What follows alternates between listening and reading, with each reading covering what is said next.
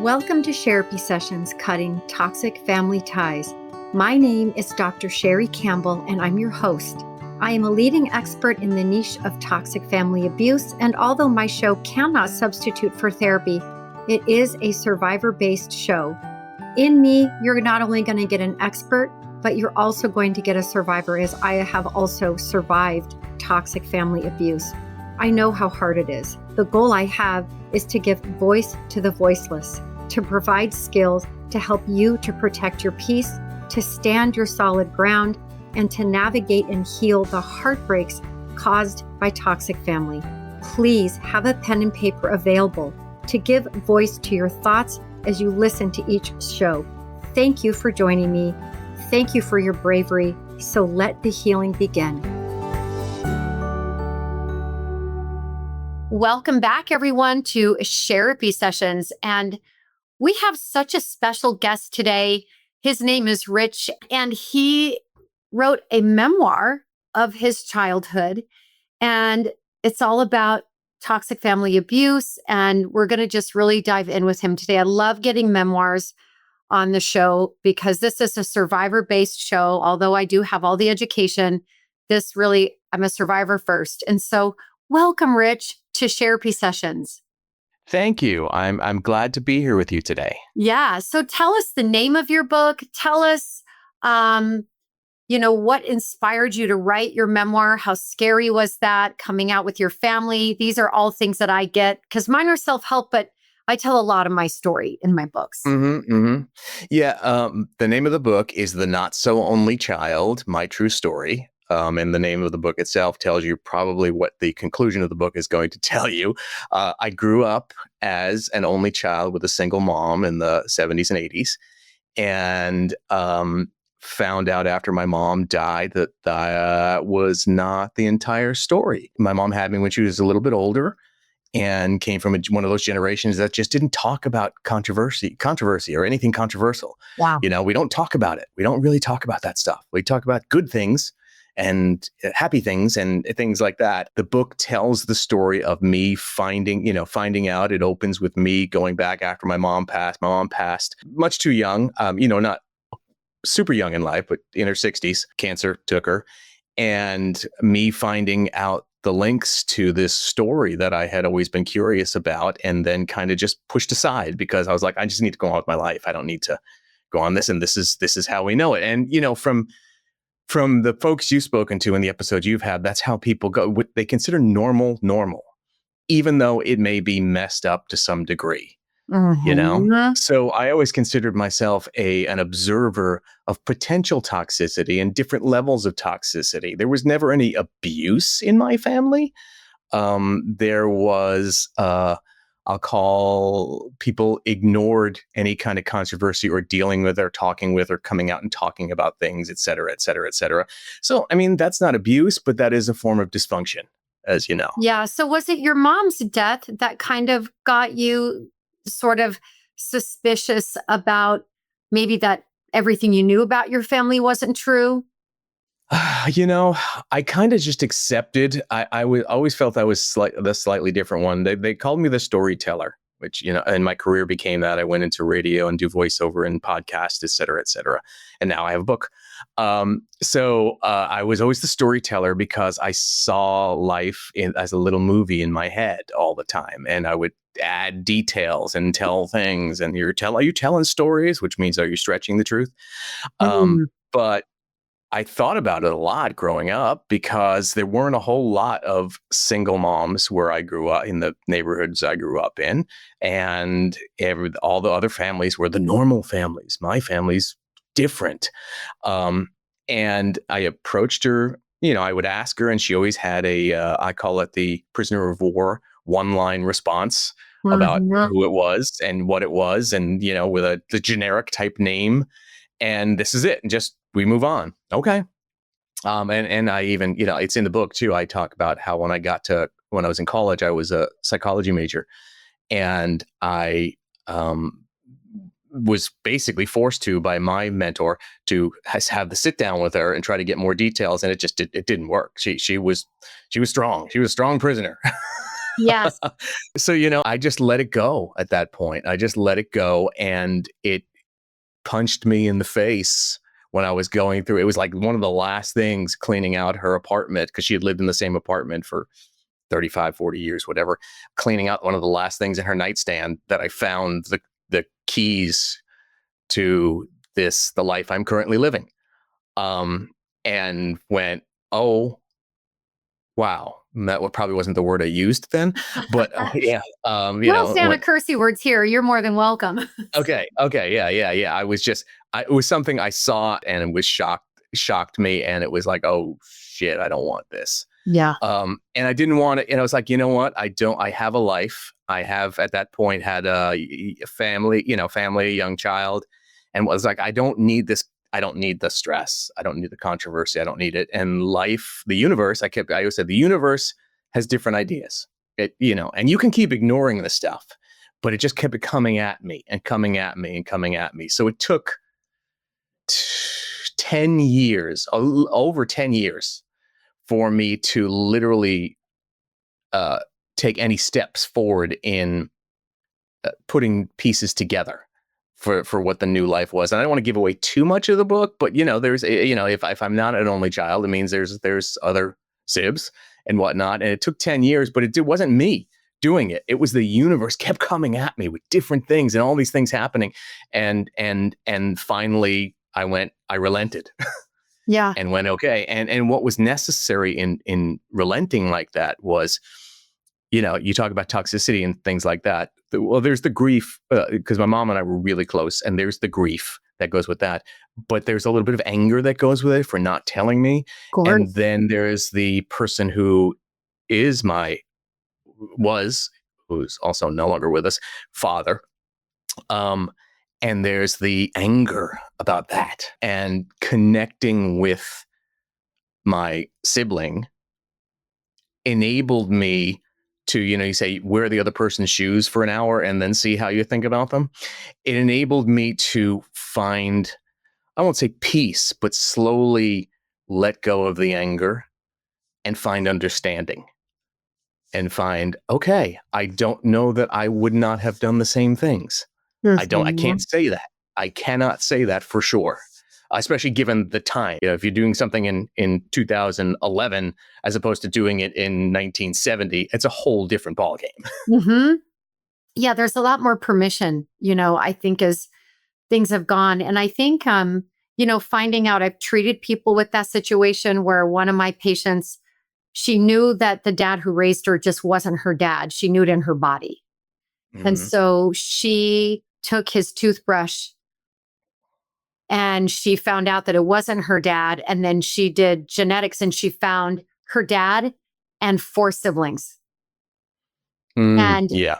she Yeah. is actually very connected to the 4 siblings, not so much the dad. He wasn't that great of a guy. And it made her closer to the dad that raised her, actually. But when you say that the universe calls on you, I had an experience like that with my dad's death that was hijacked from me. It was used as a tool to either break my no contact or hide it from me. So if I didn't contact them, I would never have found out. And then I started having some weird, unexpected pain in my body. And so I looked up what that pain would mean in a psychoneuroimmunology book. And it said stubborn lumps of anger at parents. And I was like, wow, I'm really not feeling angry, but I'll put my Yeah. dad's name in. I haven't checked in a while into Right. Google, and Right. he had died 2 weeks prior and his funeral was in 2 days. So I had no interest in going, but Right. when the truth is like cream and coffee, it's going to come to the surface and you have to follow. And I encourage all the listeners to really hear what Rich said, or my old client who found out and just knew in her body.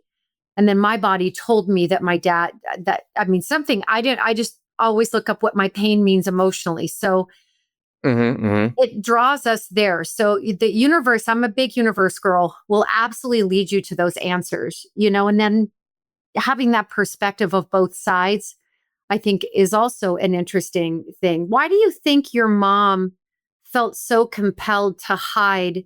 Like you called her a prisoner of war. Help me understand that. I think given the time and again, I go into it, and one of the chapters in the book goes into what I knew, and from talking to my mom had 3 sisters, what I knew and asked and found out from them about their childhood. And it was a very, they grew up during the World War II into the 50s, and they grew up in the, your place is here. This is what you are. This is who you are. I outlined how my mom loved Broadway shows and loved movies, just was enamored. And she had a really beautiful singing voice. And when she was growing up, wanted to be, was in plays and everything else. But my mom physically had glasses from the time she was, which is fine now, but then from the time she was about 5. So it's like, well, first of all, you're the girl with glasses, and struggled with weight issues, and was told by my grandfather, I never met. The man died right after I was born, but they really didn't like that man. He was a mean man, and was told by him, "You'll never be an actress. Look at you." Basically, Oh, God. basically in those words. Yeah. Yeah. And like, there's only like, and the other one was like, there's only like 50 jobs for actresses, and they're all in Hollywood. There's 100,000 jobs for secretaries right here. That's the type of, yeah. So, I mean, and she surrendered to that to a degree. Yeah, not much choice, really. Yeah, You know, she you're surrendered to you're that. you're so little, and he's destroying your vessel. He's criticizing the vessel, Yeah. keeping her sort of hostage. So it sounds like she really lived with a lot of shame. So maybe the whole Yeah. baby situation maybe aligned in that. Self-image. Yeah. Right. Self-image wise, it wasn't great for her. Again, it sounds like I'm promoting the book, but I also don't, there's something I discovered before I discovered who my father was, another pen pal relationship, which blew my mind, which I thought, oh my gosh, is this my father? Oh, But wow. she never spoke of it. And the whole thing came to me, like, I felt so sad for her, because I knew the reasons why she was semi hiding from here, is she just felt no confidence. And she thought, as soon as he sees me, he'll say, you're not the one. So which I also understood why, when the person who was my father, said, you are the one, but you're not the one because I can't, was good enough for her. You know what I mean? Yeah, It it was good wasn't so enough. shaming. Yeah. It wasn't so shaming. It was just like, the situationally, we can't be together because of this, and this. It's not me. It's something else I can point to. Good. And So it that, was like, yeah. it's not her. It wasn't personal to her.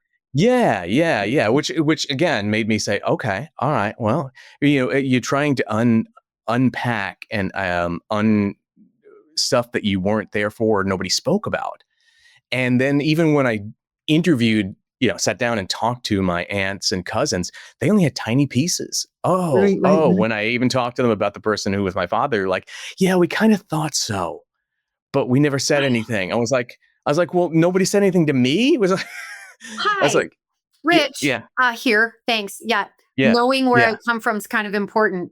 As you yeah. were going through this discovery process, and honestly, Rich, please promote your book, Mhm. because the thing is that we need stories like yours and mine and other people's to to help other people feel seen. Like the kind of Mhm, mhm. toxicity you grew up in is somewhat different than the toxicity that I typically deal with, right? But Right. Yeah. secrets, sometimes abuse comes in not what was done to you, but in what was withheld. Mhm, And mhm, I mhm. do feel like it's a kind of abuse that doesn't get enough sort of attention. I ended up making up a term in my office called low effort, and I substituted that for the word neglect, because a lot of people will go, I know, but I wasn't like neglected, right? And I've Yeah, gone yeah. totally viral. And now I'm Mhm. writing that book, which was not a book I ever thought or dreamed or thought I would Right, be right, writing. right. So Yeah. I really do want you to be loud and proud about your book here, because so many people will feel seen, because I think what you're writing about isn't out there very much. And what Right, it does right. is, I feel like what you had to do is you had to go through almost like loyalty conflicts, I would imagine, to like get your truth for you feel some type of way about that. But I imagine that also doing this might have put you into a place of like a loyalty conflict to her, right? Mhm. Did any of that occur? Can you dive into that a little? Yeah, yeah, yeah. And just to double back to what you were saying for in a bit in your book, which is exciting, passive versus active abuse. You say passive abuse would be letting somebody be abused, but passive abuse is from not doing things and not speaking about things. That's how I kind of think of it. Now, jumping into the question, yes, I felt, should I say this? Should I do this? So when I started doing it, I didn't have, the idea was I just need to get to put it down, and I want to put it down for my kids because I have three kids. Only one of them was old enough to have met my mom, and my mom died when my eldest was 3. Oh, So, wow. but there was a real deep connection between the two of them. So Well, they still feel it. You know yeah. what I mean? But the others had no clue who, other than stories, and the stories are limited and whatnot. So I was like this paints the picture of who I am, how I became who I am, what the relationship was, and how I discovered. And then they know the extended family that I now have. They're aware of that family and know that family. But you need to know, I didn't know they existed. And How until old this were point, you? Like, how old were you when you? when my mom died, I was 30. Okay. So when I discovered that, I was 30. So when I connected with my sister, 40 something. Oops, I just told the secret. Yes. I Yes. can. Yeah. When I connected with my sibling, with my sister, Yeah. I was 40, young 40s. And what was it like being around your dad? Like, was there any kind of a connection that was built or? I knew the person. But I was not around the person all the time. Ah, So, okay. so So he yeah, was vaguely there. he was vaguely there. And he died less than a year after my mom died. So I couldn't even go back and go, wait a minute, hold on. I now know that. Let's have a conversation here. Okay, so Um, you guys never really got to unpack this with him. no, Oh, no, wow. never got to unpack it. So it took like 10 years later when I connected with my Sister? sister. Yeah, is when I was able to start unpacking it You by, like get to us. know him a little bit through her? Yeah, yeah, yeah, yeah. You get Okay. to know him a little bit through her.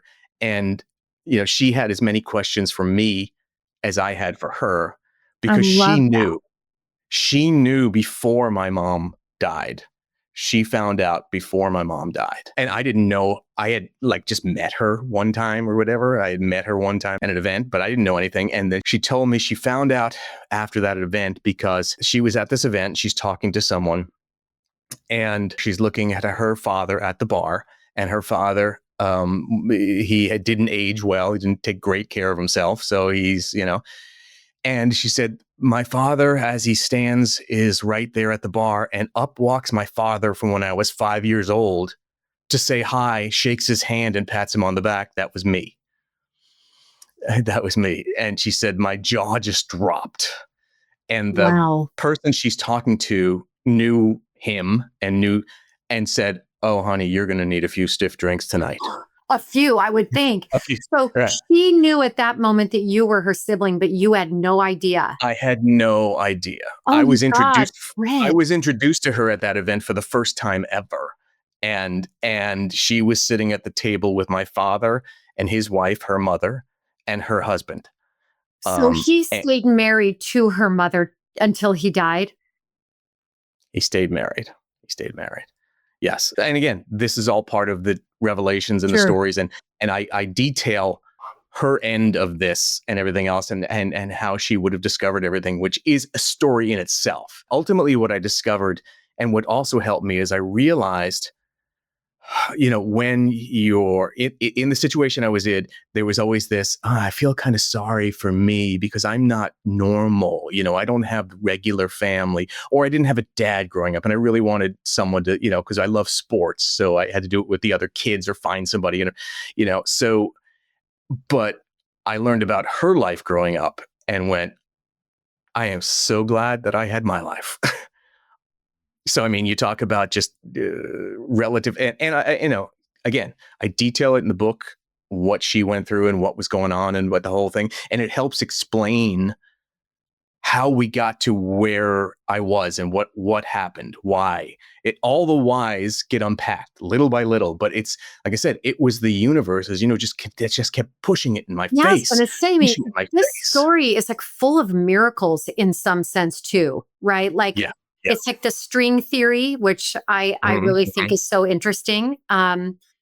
There's these invisible strings that just connect us, and I think that we, even people that I've worked with that have been adopted, outside of one person that was adopted, all of my other adoptees have all wanted or found their parents. There's something I think about, we are attracted to our own DNA, right? Mhm, In my mhm. TED talk, I say DNA should mean do not abuse, but it should. But I do think that inaction is an action of abuse. When you are left to not know, I do think our bodies know. I think we know we're different. I think we know something could be missing. But what's interesting about your story is that your sister has this whole other miraculous sort of experience also of finding you and then knowing before you knew. And I imagine like she must have been like, what do I do with this? Like, am I supposed to tell him? Is it my story to tell? Will that hurt my Mhm, mom? Will it hurt my dad? mhm. Will I No, create a no. shit show mess? But I want to have a relationship with my sibling. Like, I can only imagine, what did this do to or for or both your Mhm. sense of self? Because when I look at Eric Erickson's theory, identity sets between 28 and 32. Mhm. That's our first life crisis. Right, And it's right. wild to me that you're 30 years old and you're in the midst of this first life crisis. And this is considered when developmentally identity sets is Mhm, between mhm. 28 and 32. So if you're not open to change, by 32, it's going to be very unlikely that you'll change much throughout the rest of your life. You'll be kind of Right, sort of more right. fixed. Rich, you didn't really have a choice, honey. Looks like Yeah, the yeah. universe was just like, oh, well, guess what? Yep. We're going to have Yeah. a little party of a treasure hunt. So what did this do to your life? Did it fall apart a little bit? And then also for your life? I would say that year in particular, year to 18 months, was when mom first got sick and everything else. And I detail it all in the book, was the most difficult period I've ever experienced. And some of it could be the age and everything else like that. But it was not only that, It's your is I, mom. it was my mom. But at the same time, I was married, had a small child, and Mm. was working for a radio station in Orlando, which had gone through so much change and turmoil and mayhem. And I held on and managed to help them find their way to number one in the market. So we're doing really well, which is great. I mean, it's not about the kudos for that. It's like, because it might not have succeeded. A lot of that is happenstance and timing and everything else. And I was receiving a whole lot of offers at that point, because it's one of those, when it's your time to shine in your industry, things come out of the blue. And so I ended up moving the family to San Francisco for a little less than a year, and then to LA, where I was, for the next 2.5 decades. But I ended up moving. During that move is when I found out mom had ovarian cancer and was Oh, flying back and forth. And the circumstances at each place I got to were so chaotic and so messed up. And ultimately, in retrospect, it was like, okay, this needed to happen because of this and this and this. And it all ended up working well years down the road. But yeah. it was so hectic and so chaotic. And I was on the West Coast, and my family was still back east because we owned a house, and I didn't want to sell it yet and everything else. So I really missed my connection to them, particularly my 3-year-old. And then I get the news that mom has ovarian cancer. The whole thing just spun like crazy for a long Mhm. time. So Mhm. I don't think my identity set between 28 and 32. I think it took me a solid five, it was probably late 30s before Yeah. it did. And then soon after that, because at that point, before I actually connected with my sister, I knew the answer. I had found out the answers. Okay. But I didn't act on them. Right. I didn't act on them. Yeah. And so I was like, okay, well, this is my identity. And then boom, this drops out of the sky. And it's like, oh, what do I? So to me, again, that period of time, that 10 to, I'll give you, stretch it out to 15 years, that 10 to 15 years of time was metamorphosis after metamorphosis, necessary. And when I look at who I was and how I thought of, helped me take a lot of the governors and limits off of my thinking Yeah, you have and to.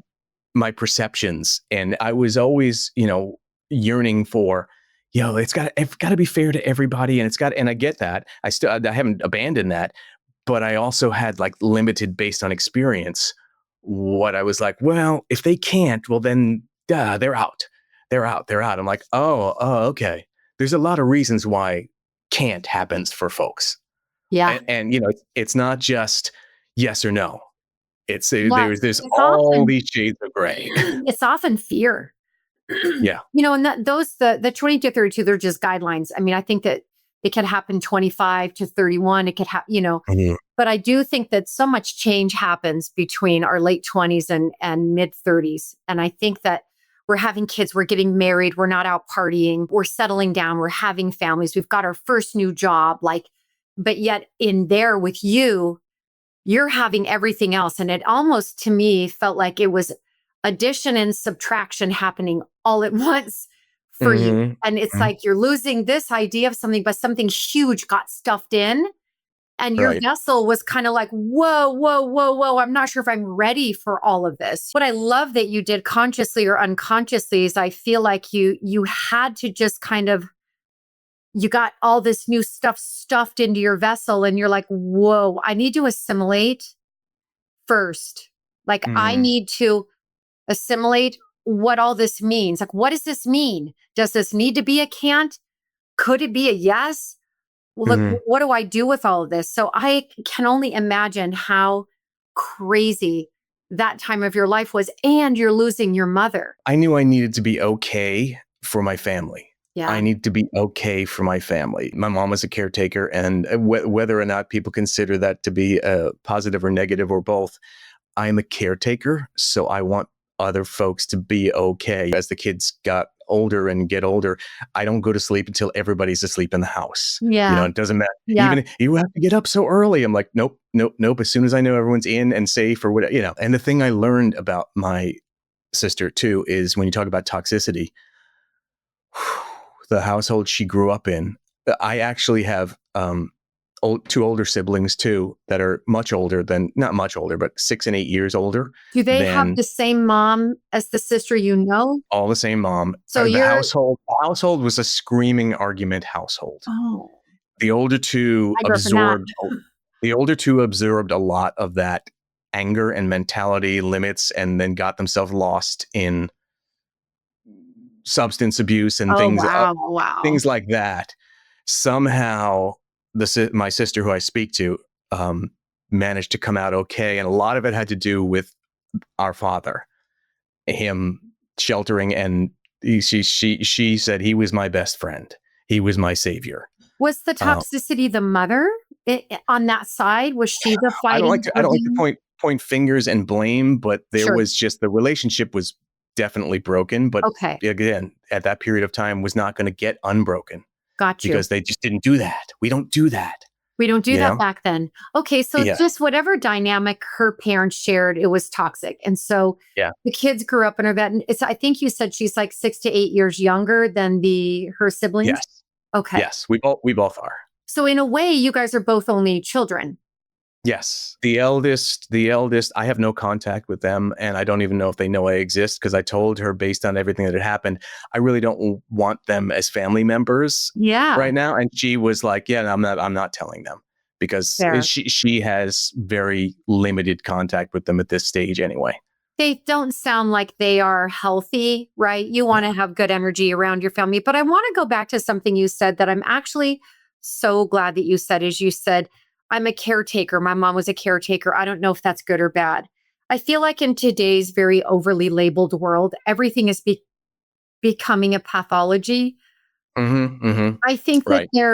there's a balance to all this. So I'm so glad that you said that, just for psychological reasons, because imagine I grew up with very not caretaking parents, and I would have loved to have had caretaking parents. Did I grow up to be a people pleaser? Certainly I did. Are there aspects of being a people pleaser or pleasing to people that is very healthy? Absolutely. I would hope that I would be pleasant to others, right? So I'm Mm-hmm. loving that you said that, because I think that this world is getting so labeled that everything is becoming a pathology. And I think that being a caretaking, loving, concerned parent, human being is such a gift. It's what we would all want to become in response to maybe what we didn't get, or it's the very positive aspects of your mom that you were able to model in your own life. And so I just wanted to put that out there for the listeners, because there becomes so much judgment of like, oh, I'm a people pleaser. And I know that those things can go into a fault. I recognize that, but I would rather be pleasant than an asshole, right? Than cruel to people. Yes. So I'm just Yes. glad you said that. I kind of wanted to put that out there because you stated it so beautifully. When you began writing, this is a question that I get all the time about your Mhm. family. How did you feel about it? Did you feel fear? Because I didn't write to hurt anybody. Mhm. I don't have any intention of hurting anyone. I'm just telling my truth. If you're going to make me suffer in silence, then I do feel like it's my right to heal out loud. And if you don't want to read my books, then don't. If you're my Mhm. family, then don't. Please don't. If you're Right, not going to right. be able to have the sense of self to maybe assimilate what I've said and have any accountability, or please don't. But but I didn't feel guilt. I felt liberated, but my Mhm. family's very different than yours. So how was it for you? Did you feel like you were exposing things? Were you afraid to expose things? There was concern, and when I decided I was going to do it, I spoke to my sister, and I spoke to my cousin who I'm closest with, and just said, "Hey, this is what I'm thinking of doing. And I don't know if I'm going to publish it. I don't know if it's going to be audio. I don't know if it's going to be a podcast. I don't know what it's going to be, but I need to do this. And I really want to do this for my children. And so they have the story." I said, it's not a matter of like, oh, cool, dad wrote a book. It's, I want them to be able to go, I know exactly what happened in a lot of this. And now I have a picture a reference book that I can go to if I want to reconnect with dad when they're 65 years old. And, I'll say I'm 120, but the reality is I'm, not here. You know what I'm saying? That's what I wanted to do. So yes, I went back and forth on whether I'm changing everybody's names. Am I going to make this faction Yeah. instead of Faction. I truth? love that. Yeah. Yeah. Am I going to make it faction instead of truth? So I will tell you that, most of the names are correct. Most of the names are Wow. correct. So you had permission. I had permission. You know what's so Most of the beautiful? Because that's like total support. Yeah. Yeah. Most of the names are correct. The ones that are different are just folks that I chose that I wanted to at least pseudo protect them, because the story, anybody who knows them and knows the story would be like, that's you. Yeah. But you can't prove it. It's not my name, That's you know? right. Yeah. So anyway, I that's what I wanted to do, because I just didn't want anybody to be worried, but I needed to stay as real as possible, because it's a real story, and I didn't want it to be, oh, that becomes made up, because it's a whole people's perception of, oh, it's a Lifetime movie that I'm watching versus, oh my God, this really happened to someone. It's totally different, because you're like, that can't be that now they've written too much. They've gone over the line. They've gone too far. So everything that happened in that book is the truth as I know it, as I always say. It's the truth, because our truths are only what we know and assume are true, right? Yeah. It's These are the the truth as facts I that know. you know, right? These are the And facts that I know, the experiences that I had, yeah. what they mean to other people. So I started writing it, and I kept running into brick walls. Just boom. I just didn't know. I didn't know how to tell the whole story. I didn't know what the end of the story was, to be honest with you, but I knew I needed to tell it. So I had worked with some authors before and helped them put their podcasts together. And I talked to them. I even had a ghostwriter try for me once. And they got about 70 pages in, and I was like, this is just a story about me. I was like, this Wow. is not good. Okay. So I said, I just put it aside. And it Wow. sat for years. I had another friend he's an ex-NBA player who put it together his own.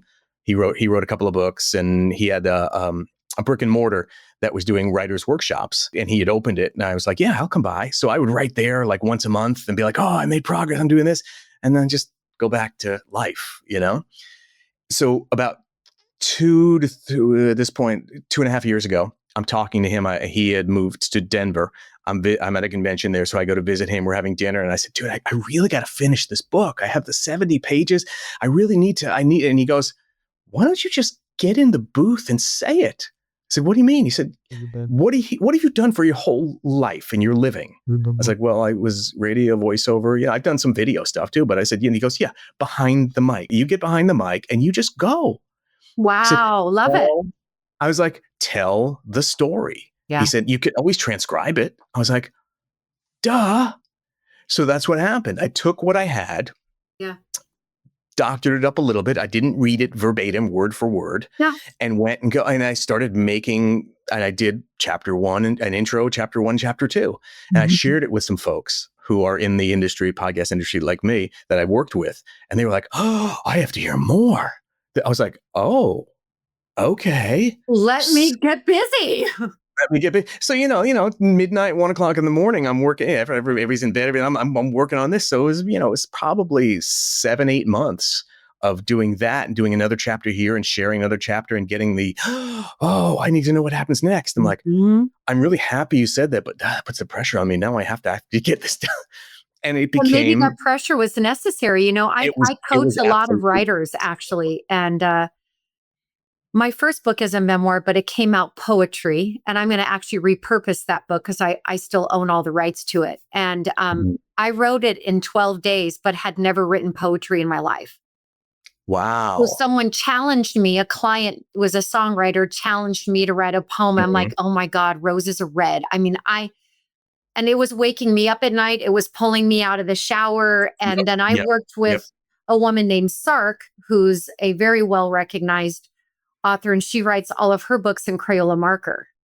And they're all self-help. But I do coach people to record it on a voice memo or whatever. So to the listeners, if you want to tell your story, there are so many other ways than through your hands. I've been an avid journal writer my whole life, so I've always healed through my hands. But I think that there are so many, and I think secrets are interesting because we all have our family secrets in this niche, right? And right. Yours are so unique. It reminds me of the movie or the documentary called Perfect Strangers. Do you remember that? There were 3 twins that were sent to a specific orphanage that wanted to study genetics versus environment, but no one knew, and it would be totally illegal to do that. So they adopted these 3 boys out within 100 miles, and they'd go talk to these boys. Anyway, they ended up finding each other, and they ended up in a movie with Madonna.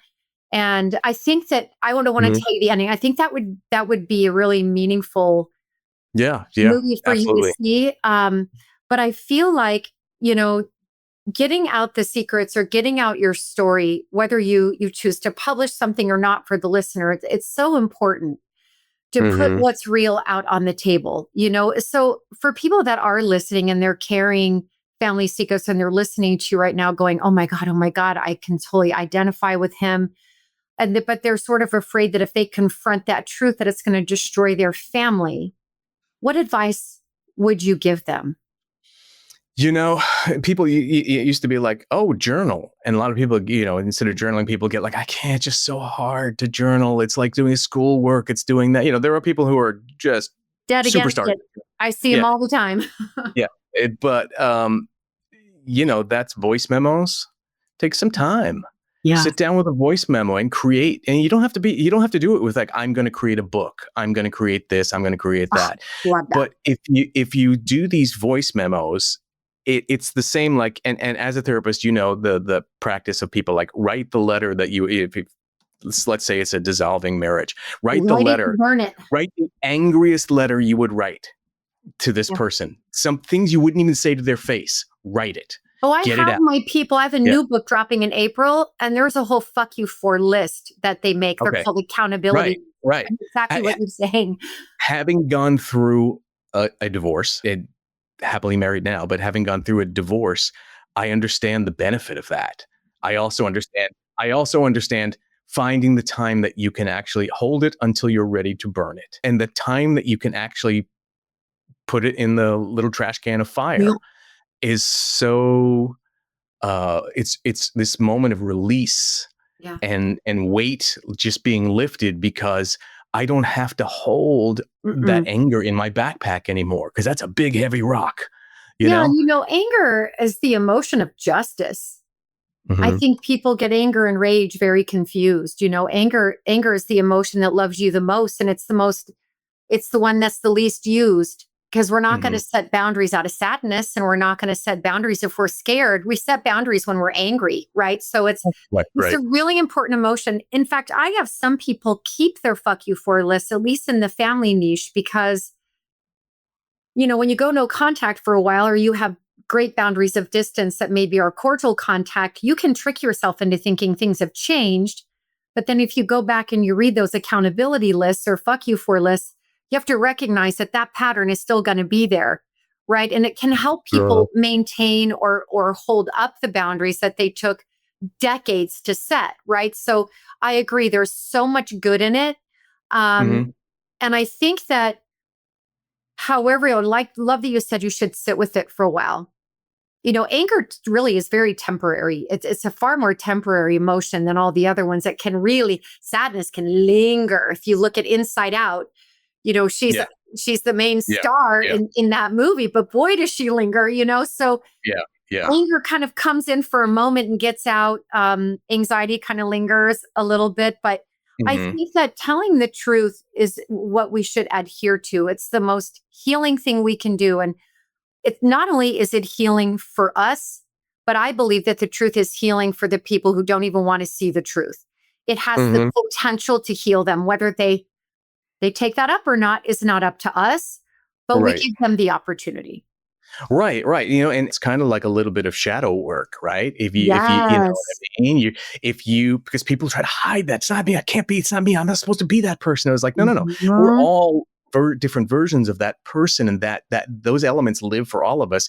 So if you can find a controlled means, and controlled sounds like a bad word, but a controlled means of releasing and being with the shadow for that period of time, it takes that pressure off. It It does. takes that internal pressure off you. And you also don't have the internal pressure of like, I feel so angry inside, but I can never let it out. I can feel so angry. It's like, you're just going to pop.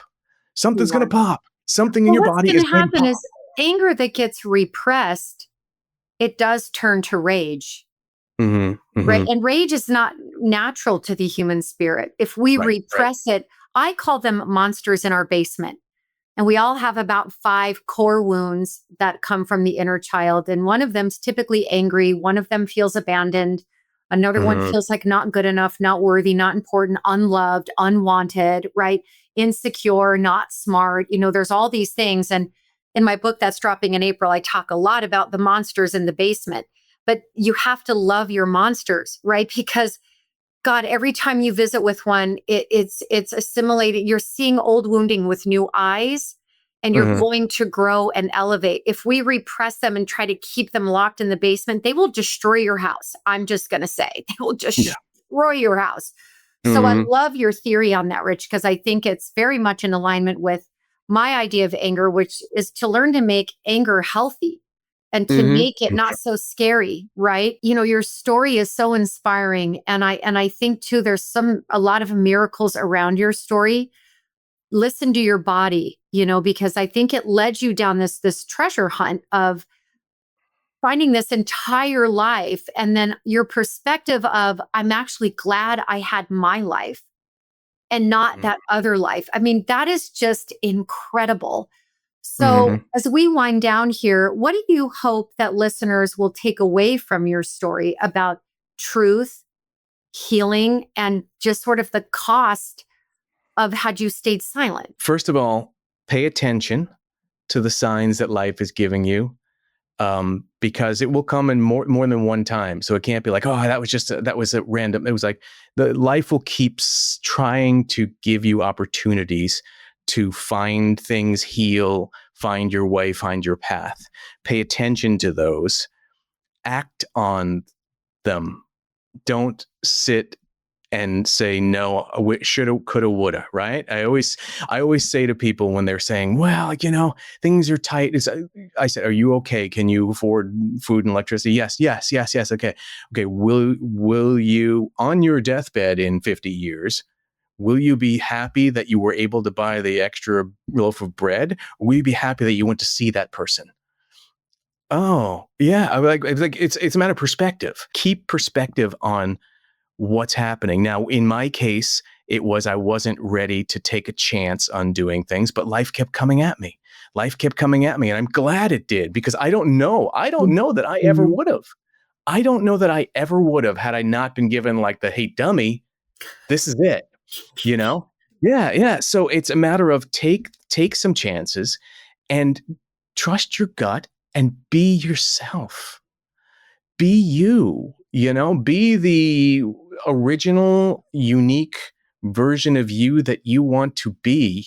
And don't worry, I mean, we talk about social media and people getting, be unique, be you, and don't worry about it. Don't, it Mhm. matters. Everybody else's perception of you is coming from their own life and their own perceptions and their own limitations and everything else, so don't worry about it. The four agreements, live by the four agreements. I love that book. Yeah, that book's really beautiful. And I think that the cost of silence is to not be unique. I think the cost of had you stayed silent is you would never have been able to be fully expressed. And also, most importantly, your children wouldn't really know you.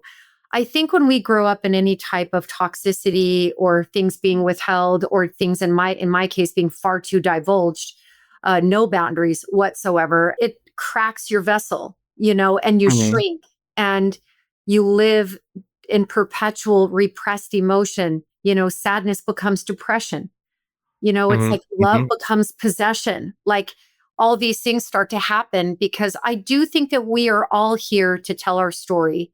And we all have a unique story. Every single one of us has a really special, unique story. And it's so inspiring. And that's why I just really want you to promote the hell out of your book on this show, because your story is so unique, Rich. And I feel like there are so many people that have a story like yours that they don't recognize that inaction or what is withheld is the action of abuse, because it doesn't look like our canned, labels of, Mhm. of what Mhm. that looks like. And watching you heal and get to where you are will be very inspiring to other people. I find you so inspiring. And I'm so glad that your people reached out to me, because as soon as I was like, oh, I'm so curious. The title of your Mhm. book is Mhm. incredible. So, where can people find you? And obviously, your book is probably wherever books are sold, but give us some Mhm. information on you. Are you on social media?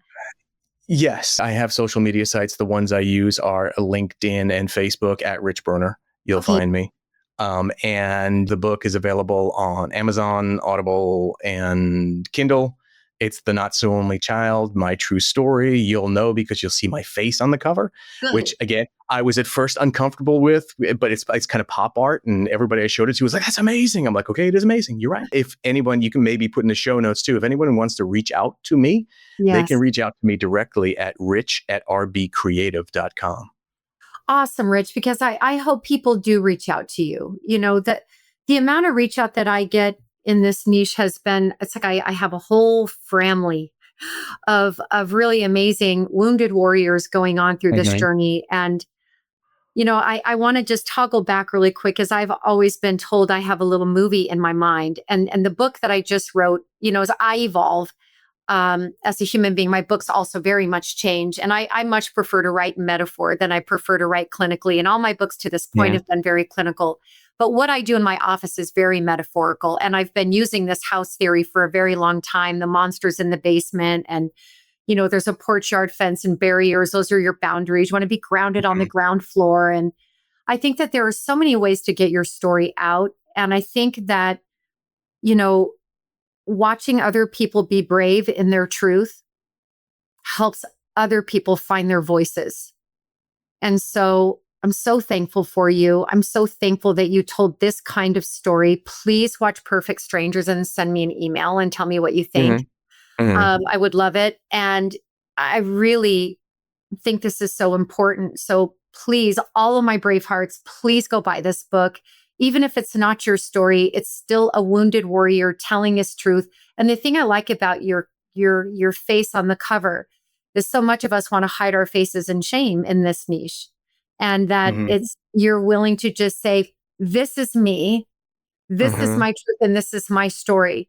And I know that this is healing people. What's a motto that you live by that you could share for one last comment? There's a multiple levels of mottos that I have. It depends on the week and what I've read and everything else like that. Yeah, love that. It basically is be your best self all the time. Be your best self all the time. Now, people can take, they can interpret it how they want, but if you're going to be your best self, it means that you're going to treat others kindly. It means you're going to do your best. It means you're going to listen. You're going to give folks what they want, because the journey is about the connections we have. The journey is about the community, and if you are your best self, it's like a rising tide lifts all boats. You're helping the entire community when you're being your best self. And ultimately, you help you. 100%, right? Emotions are contagious. So yes. I think that we all get to choose who we are and how we show up and treat people in relationships. So as Rich would say, be your best self every single day. Yep. Thank you so much for coming on, Rich. It was such a joy, such a pleasure. Thank you. Thank you so much. You're very welcome. All right, everyone. Until next week, I will be thinking of you. So be well and take care of you.